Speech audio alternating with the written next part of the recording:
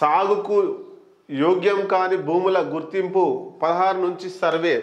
అంటే సంక్రాంతి నుంచి మనకు రైతు భరోసా కేసీఆర్ రైతు బంధు ఎట్లయితే ఇచ్చిండో రేవంత్ రెడ్డి రైతు భరోసా ఇచ్చే అవకాశాలు కనబడుతున్నాయి. కాబట్టి సాగు యోగ్యం కాని భూములన్నీ అంటే పంటకు పండలేని అవకాశం లేని భూములన్నింటినీ రాష్ట్ర ప్రభుత్వం గుర్తించి వాటికి రైతు భరోసా ఇవ్వదు. కేవలం సాగుకు అనుకూలంగా ఉన్నటువంటి భూములను మాత్రమే గుర్తించి వాటికి రైతు భరోసా ఇచ్చే అవకాశం ఉంది. దాని మీద ఈనాడు ప్రధానంగా వార్త రాసింది. మనం ఏందో చూసే ప్రయత్నం చేద్దాం. సాగుకు యోగ్యం కాని భూముల గుర్తింపునకు 16 నుంచి సర్వే, 21 నుంచి 24 వరకు జరిగే గ్రామ సభల్లో వాటి నిర్ధారణ. ఈ సభల్లోనే ఇందిరమ్మ ఆత్మీయ భరోసా లబ్ధిదారుల ఎంపిక, గ్రామీణ ఉపాధి హామీ జాబ్ కార్డులో ప్రామాణికం, ప్రభుత్వ మార్గదర్శకాల జారీ. మొత్తం మీద ఒక మంచి నిర్ణయం తీసుకున్నాడు. రైతు భరోసా పథకం కోసం వ్యవసాయ యోగ్యం కాని భూముల గుర్తింపునకు ఈ నెల 16 నుంచి 20 వరకు రెవెన్యూ గ్రామాల వారీగా సర్వే నిర్వహించాలని రాష్ట్ర ప్రభుత్వం ఆదేశించింది.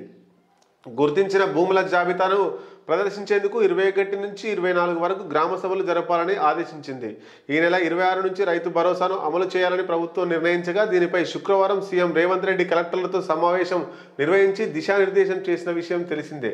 దీనికి అనుగుణంగా రాష్ట్ర వ్యాప్తంగా శనివారం జిల్లాల్లో జాయింట్ కలెక్టర్లు, ఎంఆర్ఓలు, వ్యవసాయ అధికారులతో టెలికాన్ఫరెన్స్లు జరిపి సర్వే, గ్రామ సభల నిర్వహణ, లబ్ధిదారుల ఎంపిక ప్రక్రియపై మార్గదర్శకాలను వివరించారు. మొత్తం మీద పట్టాదారు పాస్ పుస్తకాలు ఉండాలి. మీ గ్రామ సభలో పూర్తి స్థాయిలో ఎంక్వైరీ చేస్తారు, అధికారులు వస్తారు, వ్యవసాయ అధికారులు వస్తారు, రెవెన్యూ అధికారులు వస్తారు. వాళ్ళ ముందు మీ దగ్గర ఉన్నటువంటి భూమి, దానికి సంబంధించినటువంటి పాసు పుస్తకాలు అది అనుకూలంగా ఉందా, అంటే వ్యవసాయం చేయడానికి అనుకూలంగా ఉందా లేదా అనేటువంటిది నిర్ధారిస్తారు. అది అనుకూలంగా ఉంటే మీకు రైతు భరోసా వచ్చినట్టే.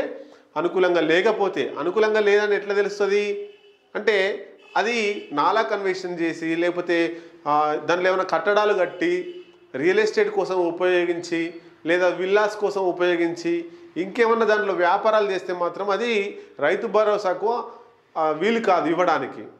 వ్యవసాయ పంటలు వేయడానికి అంటే వ్యవసాయ భూమి అయితే మాత్రమే రైతు భరోసా వస్తుంది.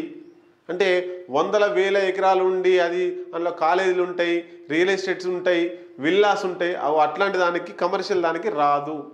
వ్యవసాయం భూముల మీదనే ఈ రైతు భరోసా వచ్చేటువంటి అవకాశం ఉంది. దాంతోపాటు చూడండి గ్రామీణ ఉపాధి హామీ జాబ్ కార్డులు కూడా ప్రామాణికం చేస్తారట. దానికి నిజంగా అట్లా వేస్తేనే ఎవరికి పడితే వాళ్ళకు రైతు భరోసా రాదు. నిజమైనటువంటి వ్యవసాయం చేసే వారికి 2-3 ఎకరాలు 5-10 ఎకరాలు ఉన్న వరకే రైతు భరోసా వస్తుంది. నిజమైన లబ్ధిదారులకి రైతు భరోసా వచ్చే అవకాశం ఉంది. సాగుకు యోగ్యమైనవి ఏంటి, యోగ్యం కానిదేంటి, ఇవి యోగ్యం కానీ ఇల్లు వెలిసిన కాలనీలుగా మారిన అన్ని రకాల స్థలాలకు రైతు భరోసా రాదు. రాళ్ళు రప్పలు గుట్టలతో నిండిన భూములకు రైతు భరోసా రాదు.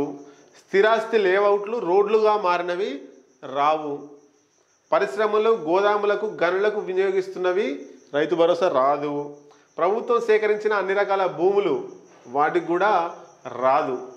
మరి ఆత్మీయ భరోసా అంటే రైతు భరోసానే కాదు ఆత్మీయ భరోసా కూడా ఇస్తారట. అది ఎవరికి ఇస్తారు చూద్దాం. ఇందిరమ్మ ఆత్మీయ భరోసా పథకం కింద భూమి లేని వ్యవసాయ కూలీల ఎంపిక ప్రక్రియలో రెవెన్యూ, వ్యవసాయ, మండల పరిషత్ అభివృద్ధి అధికారులు భాగస్వాములుగా ఉంటారు. జాతీయ గ్రామీణ ఉపాధి హామీ పథకం కింద జాబ్ కార్డులు పొందిన కుటుంబాలను పరిగణలోకి తీసుకుంటారు. ఈ మేరకు 2023-24 సంవత్సరంలో ఒక కుటుంబం భార్య లేదా భర్త 20 రోజుల పాటు కూలి పనిచేసి ఉండాలి. రైతు భరోసా కోసం నిర్వహిస్తున్న గ్రామ సభలోనే ఈ పథకం లబ్ధిదారులను గుర్తిస్తారు. ఆయా సభల్లో ముసాయిదా జాబితాను ప్రదర్శిస్తారు. వాటిని చదివి వినిపించిన తర్వాత చర్చించి ఆమోదం తీసుకుంటారు.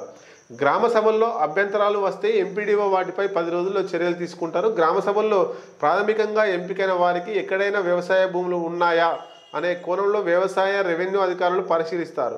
భూమి లేని వ్యవసాయ కూలీలుగా నిర్ధారణ జరిగాక వారి సమాచారాన్ని అన్ని జిల్లాల కలెక్టర్లు 25న రాష్ట్ర ప్రభుత్వానికి పంపిస్తారు. దీని ఆధారంగా ప్రభుత్వం 26న ఇందిరమ్మ ఆత్మీయ భరోసా సాయం విడుదల చేస్తుంది. దీని మీద క్లారిటీ లేదు ఇంకా గవర్నమెంట్కే. వాస్తవంగా రైతు భరోసా అనేటువంటిది ఎవరెవరికి ఇస్తారు, ఎవరెవరికి ఇయ్యరో మనం క్లియర్గా చెప్పినాము. కానీ ఆత్మీయ భరోసా ఒకటే ప్రామాణికం, జాతీయ ఉపాధి హామీ కార్డు ఉండాలంటారు. మరి మస్తు మందికి ఉన్నాయి, భూమి ఉండొద్దు అంటారు, ఎవరికి లేవు.